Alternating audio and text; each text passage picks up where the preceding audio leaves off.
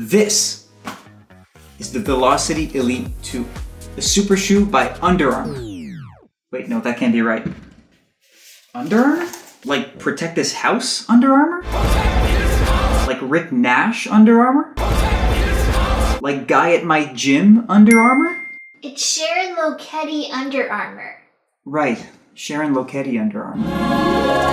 I wanted to know what Lochetti was wearing when she was storming down Boylston Street and finished second at the Boston Marathon.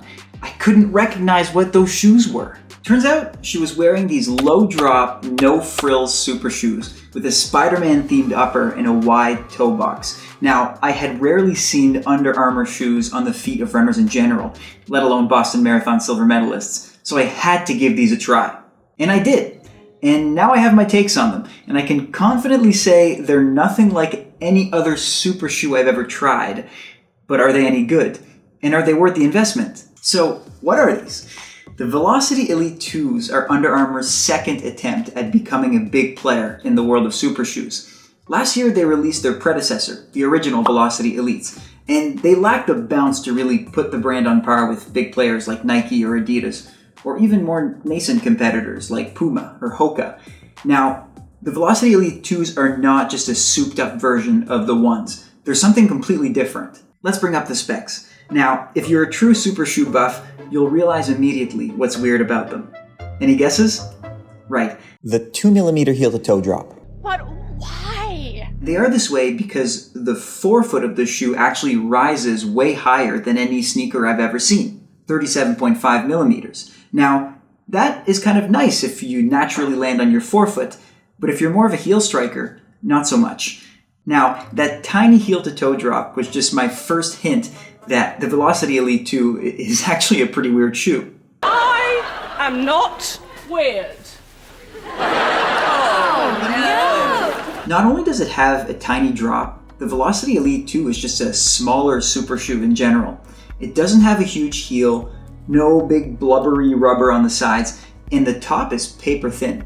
We'll call it a minimalist maximalist. And it's actually my prediction that most super shoes are going to go this way in the next couple years and figure out how to pack such a big punch in a smaller package.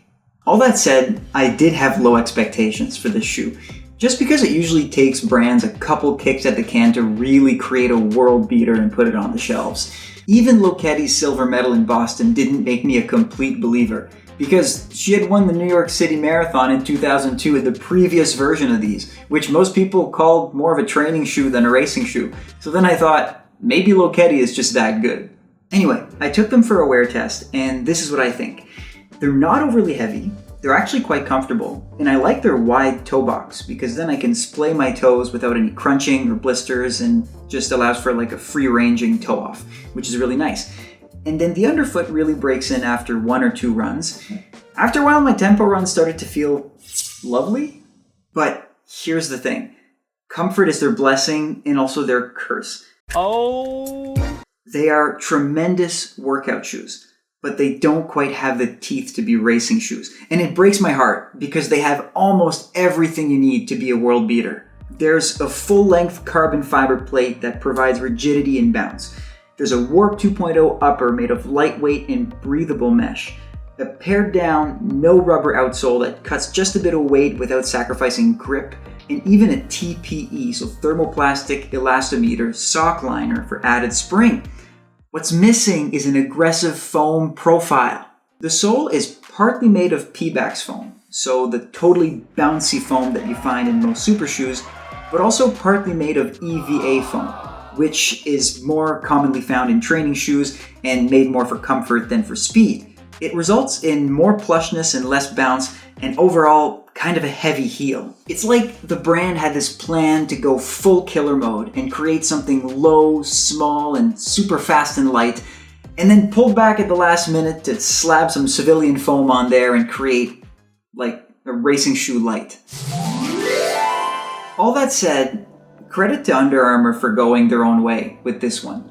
I actually think they got a lot of things right with this shoe. I like how they made it much more slender than most other super shoes. I do think they're on the right track there. Also, I think it's a big win for the brand. Like, this shoe is undeniably better than the Velociti Elite 1. And I think if they make the next version more aggressive and even lighter, they might have a world beater on their hands. And then, who knows how quick Loketti and the rest of us will run. Okay, a few last thoughts, but first, the sexy scale. And by now you're probably catching my drift. The sexy scale is basically just, can you wear these in a non-running setting and not look ridiculous? Nah. 6. Now, last thing. Should you buy the Velociti Elite V2s? Well, really it comes down to 2 things.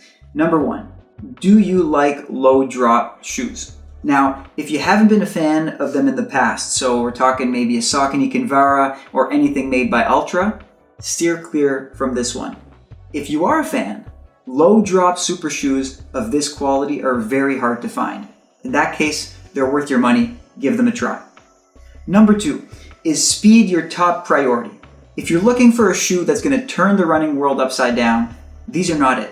But if you're a little bit more about comfort than about speed and want something that can carry you comfortably through races and workouts, buy these and say it one more time. Protect this house!